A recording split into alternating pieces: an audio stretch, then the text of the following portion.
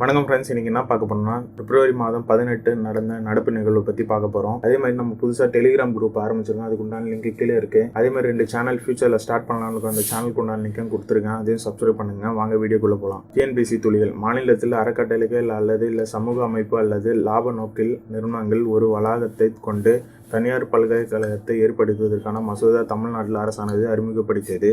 பரிந்துரைக்கப்பட்டுள்ள தனியார் பல்கலைக்கழகமானது பசுமை முயற்சி முன்னெடுப்பு மற்றும் துறை படிப்புகளை கொண்டிருக்கும். தமிழ்நாட்டில் தொழில்முனை திறன் வளர்ச்சி மற்றும் புத்தக நிறுவனத்தில் தமிழ்நாடு இனோவேஷன் கிராண்ட் சேலஞ்ச், தமிழ்நாட்டில் புத்தக கிராண்ட் என்ற ஒரு ஸ்மார்ட் ஆப், புதிய தொழில் தொடங்குதல் சவால் நிகழ்ச்சி ஒருங்கிணைக்கப்பட்டது. தமிழ்நாடு செய்திகள். தமிழ்நாடு கூலி தொழிலாளர் நலத்திட்டத்தின் 1994 திருத்தம். தமிழ்நாட்டில் கூலி தொழிலாளர் கட்டுமான தொழிலாளர்கள் நலத்திட்டத்தின் 1994 ஒரு திருத்தம் செய்வதன் மூலம் நகரத்தில் உள்ள பதிவு செய்யப்பட்ட கட்டுமான தொழிலாளர்கள் அம்மா உணவகத்தில் உணவை இலவசமாக பெற முடியும் என்ற புதிய திட்டத்தை அறிமுகப்படுத்தப்பட்டு வருகிறது. பெருநகர சென்னை மாநகராட்சியில் பெறப்பட்ட பரிந்துரையின் அடிப்படையில் நகராட்சியின் நிர்வாகம் மற்றும் குடிநீர் விநியோகத்துறையானது இதற்கான ஒரு அரசினை பிற்படுத்தப்படுகிறது. இத்திட்டம் தொழிலாளர் தங்களுக்கு தேவையான உணவை இலவசமாக பெற அனுமதிக்கிறது. மேலும் அவர்களின் மாத செலவானது உணவுகளினால் பராமரிக்கப்படும்.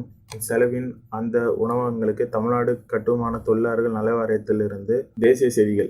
ஜாலியன் வாலாபாக் தேசிய நினைவாக திருத்த மசோதா 2018. 16வது மக்களவை கடைசி கூட்டத்தொடரில் ஜாலியன் வாலாபாக் தேசிய நினைவாக திருத்த மசோதா 2018 ஆனது நிறைவேற்றப்பட்டது.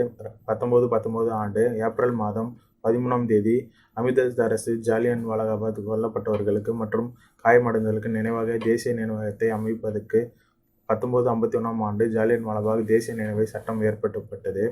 1951ஆம் ஆண்டு சட்டமானது தேசிய நினைவகத்தை நிர்வகிப்பதற்கான அறக்கட்டளை ஏற்படுத்தும் வழியில் செய்துள்ளது. அந்த அறக்கட்டளையானது பின்பவர்களுக்கு உறுப்பினராக கொண்டிருக்கும்.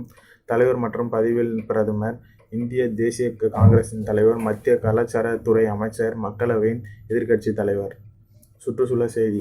இந்தியா ஜெர்மனி சுற்றுச்சூழல் மன்றம். மூன்றாவது இந்திய ஜெர்மனி சுற்றுச்சூழல் மன்றமானது தூய்மையான காற்று, பசுமையான பொருளாதாரம் என்ற கருத்துடன் புதுதில்லியில் நடத்தப்படும் முழு விவாதங்கள் மற்றும் இணையான அமர்வுகளின் மூலம் இந்த ஒரு நிகழ்ச்சி நடைபெற்றது. மேலும் இது காற்று மாசுபாடுகளை கட்டுப்படுத்துதல், கழிவு மேலாண்மை மற்றும் நிலையான பொருளாதாரத்தின் சவால்கள், தீர்வுகள் மற்றும் கட்டமைப்பு நிலையங்கள் ஆகியவற்றின் மீது கவனத்தை செலுத்தப்படுகிறது.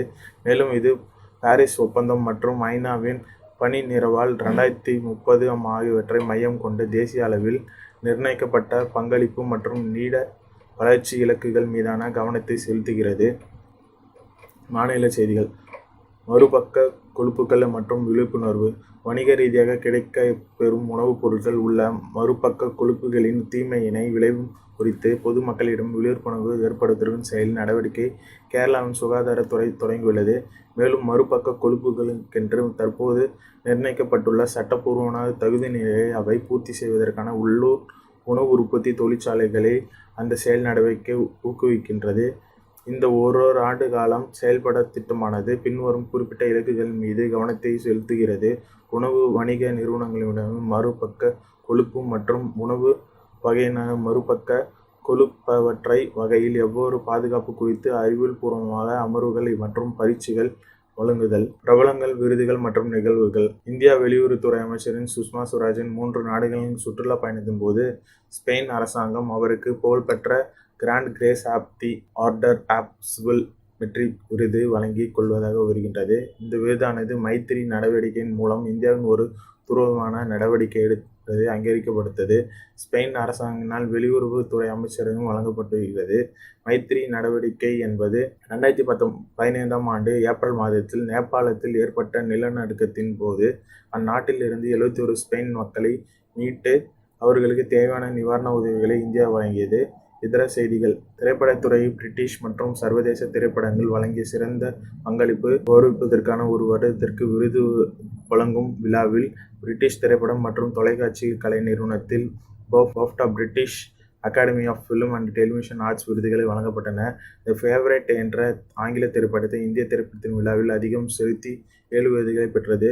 மெக்சிகோவை சேர்ந்த திரைப்படம் ரோம் 4 விருதுகளை பெற்றுள்ளது. இந்த வீடியோ உங்களுக்கு பயனுள்ளதாக இருந்ததுன்னா உங்கள் ஃப்ரெண்ட்ஸுங்களுக்கு ஷேர் பண்ணுங்கள். நம்ம சேனலை இதுவரையும் சப்ஸ்கிரைப் பண்ணாதவங்க சப்ஸ்கிரைப் பண்ணுங்கள். கீழே இருக்க பெல் பட்டனை கிளிக் பண்ணிங்கன்னா நம்ம சேனலில் போகிற ஒவ்வொரு வீடியோ உங்களுக்கு உடனுக்குடன் தெரிய வரும்.